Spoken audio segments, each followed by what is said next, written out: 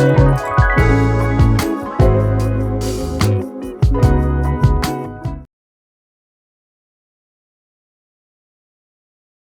I'm Miala here and welcome to today's video. In this video, we are kicking off a series on, how would I like to say this? Coming home, what it means to come home to ourselves, what it means to come back home to our bodies. We are going to be working through this book called Body Sacred.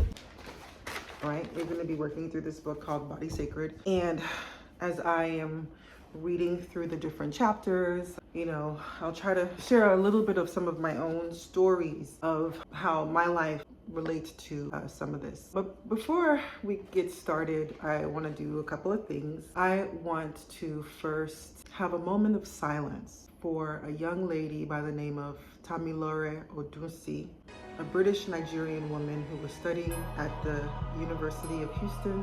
She was getting her nursing degree and she was supposed to graduate this past weekend, May 4th. News sources say that she was unalived, and I think her body, if I recall correctly, her body was found April 26th. And the news is that her roommate allegedly stabbed her. News sources say that she was stabbed 28 times, whereas he was stabbed once. Or he tried to kill himself, but was unsuccessful. And it was over a dispute about cats.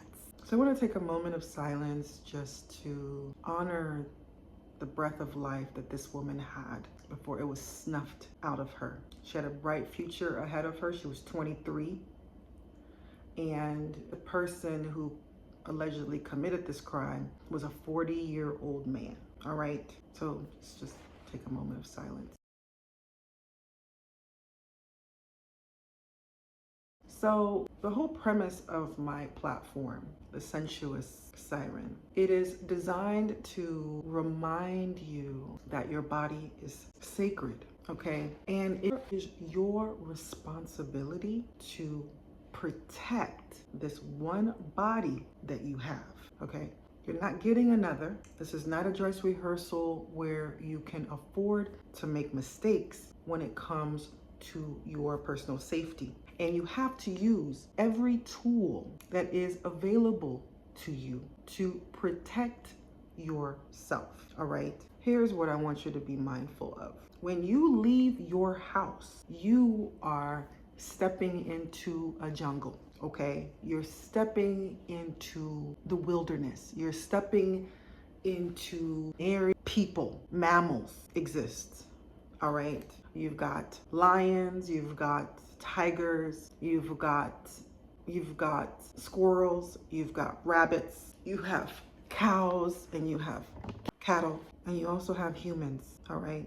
And not only do you have humans, but you have humans that are functioning in various spiritual, mental, emotional, and physical levels, all right? Some are operating at a very low vibrational frequency. Some are operating high, some are operating medium, some may be operating high, but then they had a bad day at work and they just are not in the greatest state of mind, right? You have some that always have been in very low, and they're spending the rest of their lives right now in prison, but then they have a spiritual awakening in prison, but they can't get out of prison. They're there for life. And they have to interact with people in prison that are still operating at a low vibrational frequency. So when you leave your house, you are not even in your house. This is planet Earth. Even within your house, things can happen. Okay? Even within your home, things can happen. But the thing is not to live in fear, all right? You cannot live in fear because that will have an adverse effect on your vibration and your frequency. But what you can do is always check in with where you are. Check in with your mindset, check in with your emotions, and check with your spirit to always make sure that you're operating at the highest vibrational frequency, so that you are only attracting relationships that are operating at that frequency. Will you always be perfect? No. You won't always do it right. You won't always be perfect. You're going to have bad days and you're going to have good days, and part of honoring our bodies is honoring the need to rest and restore, because it's when we don't feel rested, and when we need restoration is when our instincts to survive becomes dull and weakened. Okay, so everything requires a mindset shift for you to recognize that you are not just a body. Okay, you are not just a body.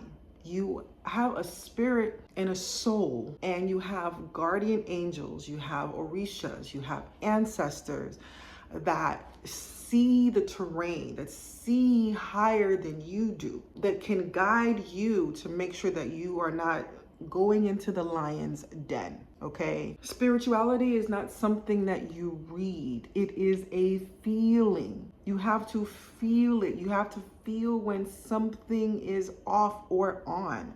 You have to be in tune with your instincts and your intuition, no different than an animal. And as a human, you're supposed to be operating at a much more higher state of this frequency, more so than animals, because animals get hemmed up in the wild, and then they become food. All right. But you have to understand that your energy is food for someone who is disconnected from their own spirit. Okay. Your energy is food as well to someone who is disconnected from their own bodies. You're food. Okay.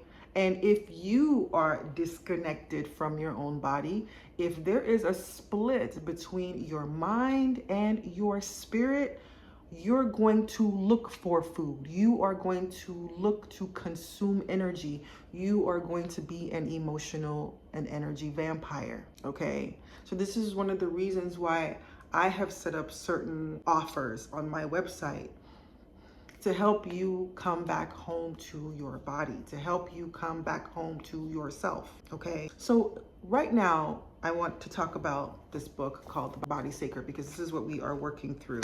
So the system has set up, this patriarchy system has set up for people to be consumers. Okay. For people to consume, to focus instead of turning inward and feeling within their own bodies and souls. They are programmed to direct all of their energy outward and to consume, to take in energy.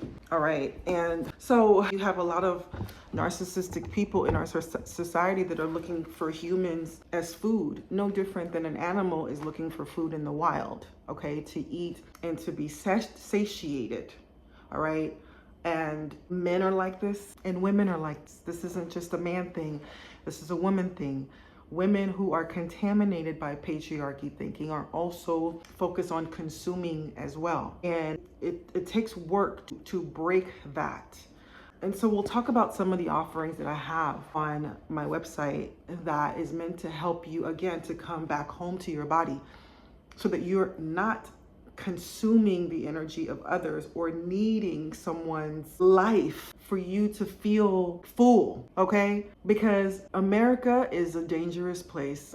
I'm not gonna lie. It is a very violent and dangerous place. And I really think one of the reasons is because people are hungry for spiritual energy. They're hungry for other people's lives. People are so disconnected from their own bodies, their own sensuality. They're disconnected from the sensuality of life that they are willing to throw their whole lives away, their whole careers away to consume someone. Okay. So let's get into this, because this is a serious topic, and people are dying left and right for senseless reasons. Senseless. Right? But senseless reasons, way too early. People are just, their lives are just being cut short. And there's no reason for this. There is just no reason for that to happen. So in this book, The Body Sacred, I started out with the first chapter, which is called The Fall from Grace. Okay. And in the book, she talks about how the society is set up for us to consume. Okay, it is set up for us to consume. Advertisers make money from us feeling like we're not good enough. Okay, They make money making us feel that if we buy just one more thing, whether it's that dress or that diet pill or that wig or that BBL, or we lose 20 pounds, if we could just do all of these things, we will be right there, right? We will have achieved. Advertisers make money from us feeling like we're not good enough, make money from us feeling insecure, make money from us not feeling that we are good enough. All right, advertisers make money from that. So I remember a story. I remember a time when I was 5 years old, and make sure this is straight. I was 5 years old, and I remember I was sitting in a bus in Lagos, Nigeria. Was I 5? I was 5. And I remember my sister was 3 and I was 5, and we were in the bus. And I remember looking up out the window, and I remember seeing a billboard for a bleaching cream. And this bleaching cream was called IKB. And the woman on the billboard was light skinned, and she was promoting this cream, you know, like your life will be more beautiful. Her skin was light, and there was this cream. The question that came to me immediately at 5 years old was, why would anybody do that? You know, I mean, as I've gotten much older, and I do realize that lighter skinned people, when they have pimples or breakouts, the cream is meant to lighten those breakouts, those dark spots, so that their own skin texture can come through. But I didn't know that when I was young. Right? I was just like, why would someone want to bleach and become a lighter skinned person? And no one explains to me kind of the purpose of the cream. So fast forward, and I'm in junior high, and I go through high school, and I'm, I think, a sophomore in high school. I'm 15 or 16 at the time. And I go see my dad in Houston and his wife, my stepmother. And I remember my stepmother and I talking, and she was like, you know, men prefer light-skinned women. Men don't like dark-skinned women. That's what my stepmother told me. And my stepmother was very light-skinned. My mother's dark like me. So, and my father wasn't with my mother anymore. He was with her. So she was like, you know, men don't like dark-skinned women. They like light-skinned women. And I was just like, okay. And she was like, yeah, it's going to be really hard for you to find someone as a dark-skinned girl. And I was just like, okay, so what am I supposed to do about that? So we went to the store, and, you know, my stepmother bought me that same bleaching cream that I saw on the billboard when I was 5 years old. And she was just like, you should start using this, and then your skin will become lighter, and, you know, the dark skin will lift. And I was just like, okay. You know, and I was 16. My self-esteem was already on the rocks. It's not like I grew up with my father to have confidence. I didn't grow up with my dad, so that confidence was instilled in me. So, you know, I was just like, okay. And I started using the cream. You know, I went back to Dallas, which is where I was going to school, and my mother started noticing these light patches on my face, and my mom was like, what in the world is going on? And my mother started going through my things, and she noticed this cream. And she asked me, where did you get this cream from? And I was just like, I got it from Dad's wife. Whew, y'all, my mother was so furious. She called my dad, and she had some words for my father. Okay? She had some words for my dad. So again, this is all part of the beginning of where we start to lose that connection to ourselves. All right? Add the music videos that we listened to, that we watched growing up, right? Where the love interest was a particular skin color, right? Or you watch a movie, and the love interest is never your skin color. They talk about slavery and all these atrocities that happen to people of color, and they're usually of darker skin, all right? So imagine what this does to our psyche. This is where the split between our spirit and our body starts to slowly take place. It starts for us as a very young age, when someone lets us know that we are not good enough, we are not lovable as we are. No man would want us as we are. We won't have the friendships or the relationships that we desire because of who we are. All right. So then we now start focusing our attention on ourselves, on our physical body, and then we start to neglect our spirit. We start to neglect our spirit. Couple this now on top of that experience I had, then I also had uncles and cousins, my male uncles and my male cousins, who married women that were from the UK, married women that were American, and did not marry African women, right? My uncles and my cousins. My uncle did end up marrying a Nigerian woman eventually, but then he ended up marrying a Nigerian woman who was really light skinned. So again, this is continuing the wedge between our body and our spirit. The wedge continues. Okay. So in the book, The Body Sacred, she talks about the rift. And we could talk about this in another video because I don't want this video to be too long. But she says that the denigration of the feminine is an insidious poison in our world. But it stems from another toxin, the false dichotomy of spirit and body. So we will get into that in my next video. We won't talk about that right now. But what we are going to do right now is what I call a pleasure reading. Okay, so let me get my card. We are going to do a pleasure reading because that is something that I want to make sure that we do through the month, through this season of Taurus. I do.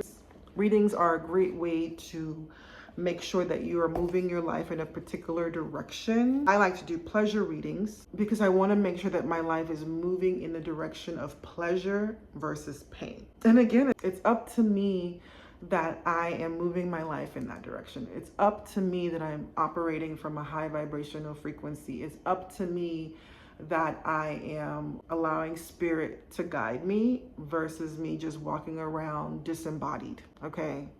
Instead of walking around disembodied. So we are going to do a pleasure reading, all right, to close out this video today, because it's all about reminding you to come home to yourself, come home to your body. You matter, you're worthy. It's only when you don't really feel like you matter and you're worthy, we seek external validation, we seek outside approval. None of that is necessary. You are worthy. You just have to make sure that you are moving your life in the direction so that you don't have to prove that you are worthy to anyone or get external validation. So let's do a reading.